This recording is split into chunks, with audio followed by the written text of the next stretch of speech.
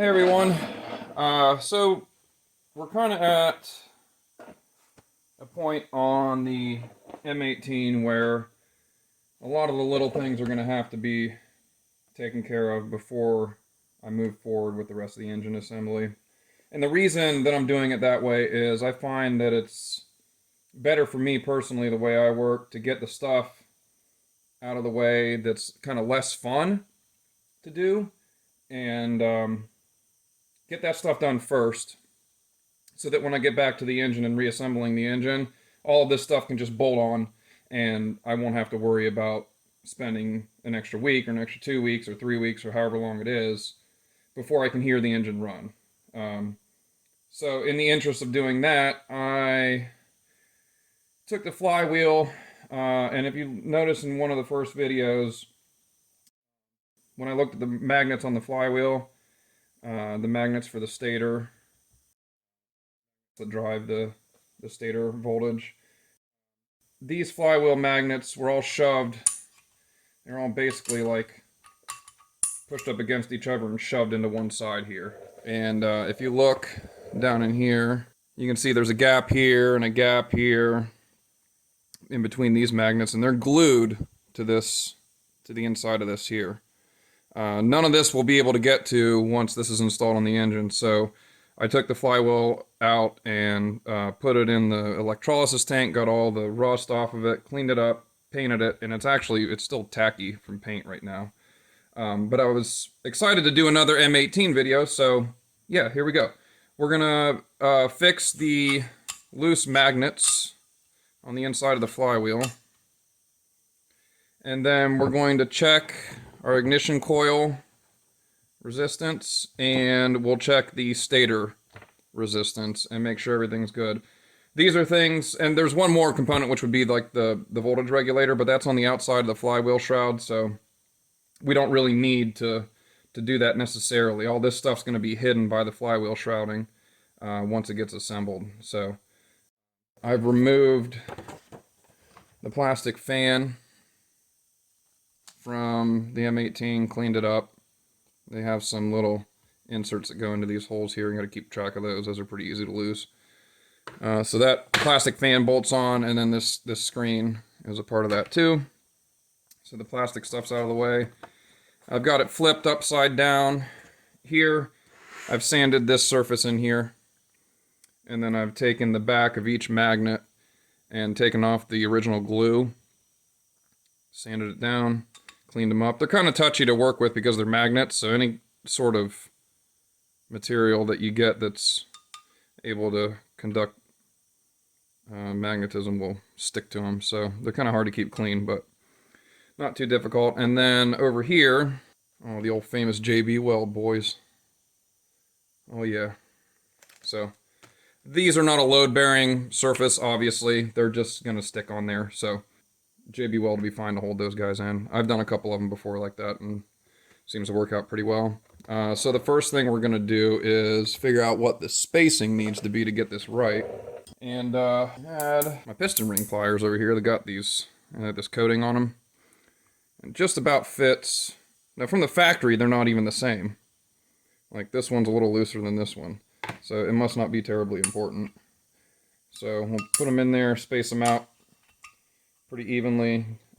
Make sure we keep the kind of the same distance from this face here too. And I'm just going to use this as a rough guide to kind of put them in place. Get an idea of where they're going to want to be, and then we'll mix up some of that JB Weld. And yeah, we'll install these guys. That way this is done, this can sit, and the paint can dry, and the JB Weld can cure real good. And then when we're ready to put this on, we just throw the flywheel on. So they're decently spaced in there, and the JB Weld won't sit immediately, so we've got a little bit of time to shift them around if we need to. I'll go ahead and mix this up. I actually messed up pretty bad. So I had this thought while I was doing the electrical system on the tractor itself.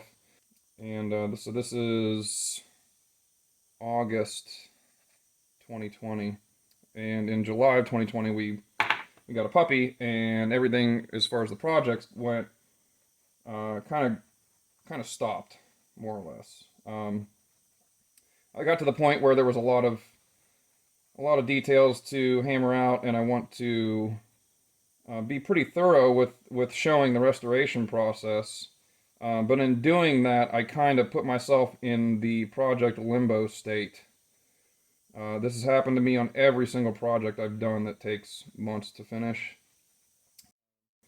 And the project got into a state where I was struggling to make anything that felt like progress. So for instance, the 1882 that's behind us, this guy here that the engine is for, that one I'm doing a full series on the electrical system. What I really need to do is just go in there and clean all the connectors and put everything back together and repair some of the wiring. But I kind of want to diagnose, I want to show the electrical system in general how it works, because it's problematic for a lot of people. That's going to take a sequence of several videos, and I just haven't had the time or necessarily the inclination to do that. So I like the electrical stuff. I really enjoy doing it.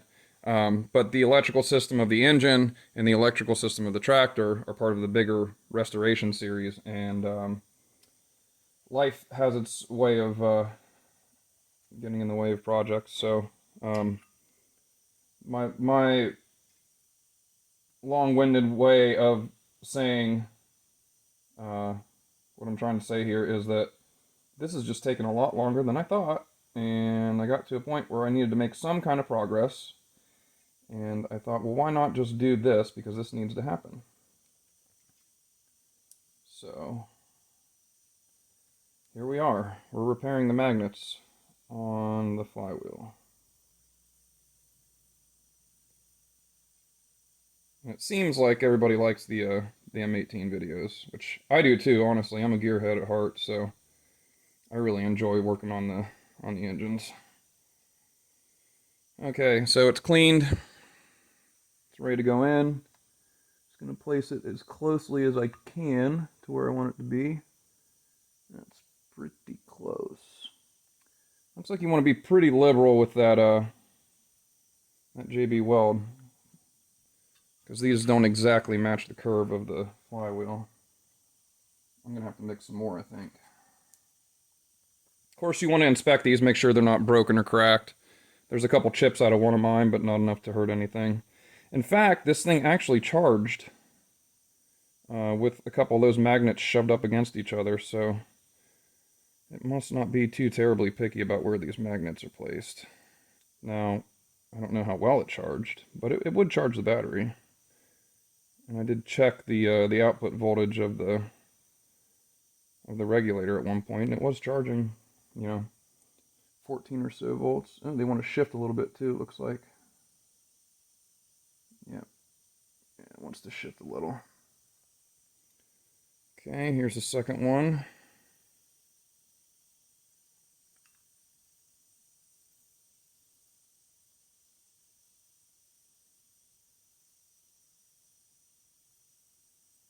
So I'm going to space these out a little bit more. Might have to do something to shim those up so they don't fall down. It looks like they just want to fall down into the flywheel. I'll mix up some more.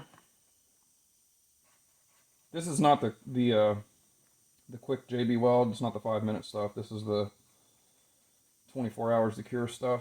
So we got some time to work with it.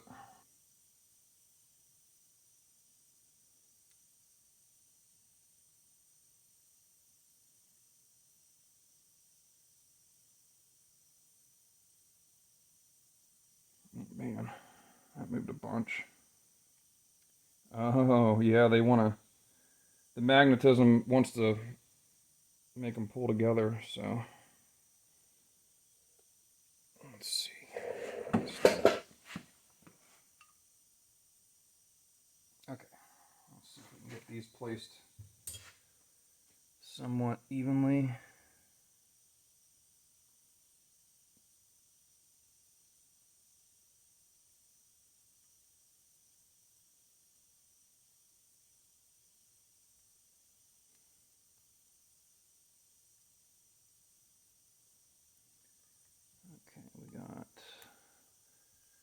loose there, loose there, loose there, loose there. Let's get a little bit closer to that one. And there we go. I think we're pretty evenly spaced. Now the trick is getting them to stay in place and not fall down like that. So take a look from the top down. You can see I've got a pretty even gap around there. The factory ones are actually not equidistant from each other. This one's closer here than this one is to this one over here. So we're just going to try to split the difference and make them as even as possible. Yeah, that's going to be the tricky part, trying to get them to stay in there. I need to shim it somehow. No. It doesn't quite work either. Well, we're just going to have to try to get it as good as we can. Hopefully it starts curing a little bit and I can keep them from shifting as bad. I guess I'll just pull them all the way up to the top, like that. And I know they're going to want to drift down, so just right now, I'm really just kind of eyeballing this.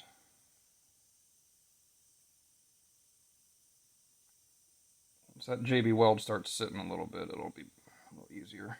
And I come across here and sand off whatever's left sticking out.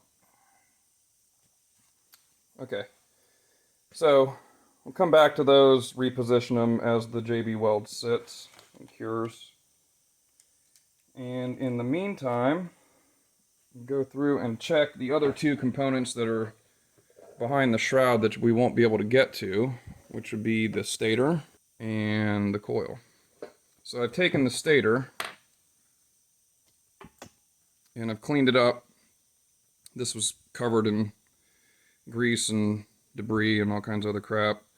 I went and cleaned up all the terminals, and I went through if there was any of the paint missing here. I went through with some fantastic nail polish. Nail polish is actually great for this because it's real thin. It dries nice and hard. So the stator's been all cleaned up. I fixed this section of wiring right here. This heat shrink was starting to decay, so I added some heat shrink in here and repaired that. Cleaned up the harness a little bit. Cleaned up the terminals that go into the regulator. And then we can go ahead and test the resistance. So according to the manual, we should have, let's see, between 0.064 and 0.2 ohms.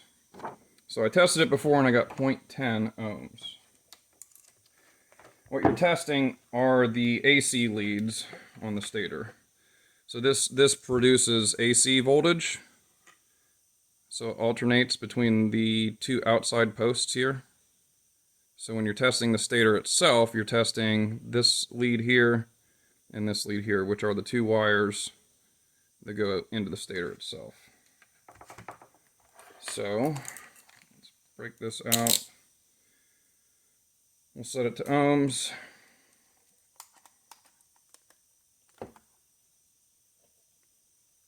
And we'll test here to here. And we get 0.3. Now this meter is not really great for ohms. Here, let's clear it first. Yeah, see the leads in this meter are not great. So the leads themselves have 0.2 of an ohm. So we'll just take whatever we get and subtract that. So if we get 0.3 of an ohm, that means we're adding the resistance of the leads to the resistance of the stator, and we subtract the resistance on the leads, which was 0.2. And we get about 0.10 or 0.10 ohms. So that falls right within the factory spec, so we're good there. We also want to check and make sure we don't have any continuity to ground. So we'll switch to the continuity tester, and we'll test each lead to ground. This would be ground on the engine here. So no connection to ground there. No connection to ground there. So we were just testing this lead to ground. Got nothing. Double check, make sure the meter's working. So we're good. So it has no shorts, and it doesn't have an excessive amount of resistance, so we know the stator's okay to put back in. It should produce enough charging voltage. The coil for the mag, single coil with 2 leads. And the factory manual says to check. Uh-oh, our magnets are shifting. Okay. Make sure these magnets don't get out of hand while I'm talking. That looks pretty good there. Yeah. So what we're going to check for is, again, we're checking ohms, so we're checking resistance. We're going to set the scale to there. This is not an auto-ranging meter, so set the scale to that. And to test the coil, you take the 2 high-tension leads here, according to the manual. It says check secondary terminals, C to D. There's a diagram for this that shows C to D, what that actually means. But you're on the secondary side of the coil, not the primary side. So, secondary is the high-tension side, and we're going to check resistance there. We should be 22,000 to 42,000 ohms. So I've got my meter set to the 200 kilo ohms scale.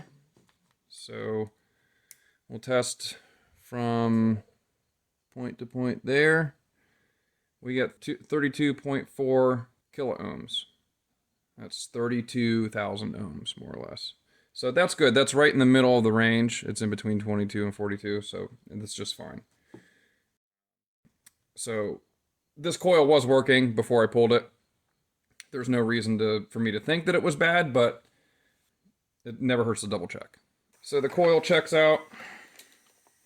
The stator checks out. And our messy flywheel magnet repair is underway. Man, that's just turned into a mess. So once these are cured, probably hit the flywheel up with a final coat of paint to keep it from rusting like it did before. I messed up before, like I said, and I left this thing. I started working on the flywheel because I wanted to feel like I was making some progress on the project. And I put it in the parts washer, and I got it a parts washer that has water-based solvents required, not oil-based. And I forgot about the flywheel. I left it in there, and it just completely rusted. It was terrible. So I had to throw it in the electrolysis tank to get it to come back. But all the rust came off of it, and it should be good to go. So, pretty simple stuff, not a lot to it. I did want to show you guys where we were at on it. Once this stuff is done, we'll put it back in the box of parts, and it'll be ready to install. And we will move on to the rest of the engine, the fun stuff, like valves and putting the pistons back in and all that kind of good stuff. So, hang in there, it'll get there eventually. This is turning into much longer of a project than I intended, but that's pretty much how they go. Once you go down the rabbit hole, you just gotta slowly climb your way back out. So, thanks for hanging in there, guys, and thanks for watching. And I'll shoot to a clip of this once they're fully in place, so you can see what they look like. Alright, it's the next morning. Before I head out to work, let's take a look at this flywheel. See how these magnets turned out. Oh, they feel pretty good. Not going anywhere. They look pretty well lined up, I think.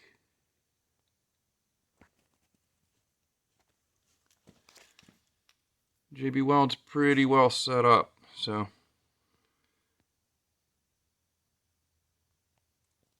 I think should be ready to go. See y'all later.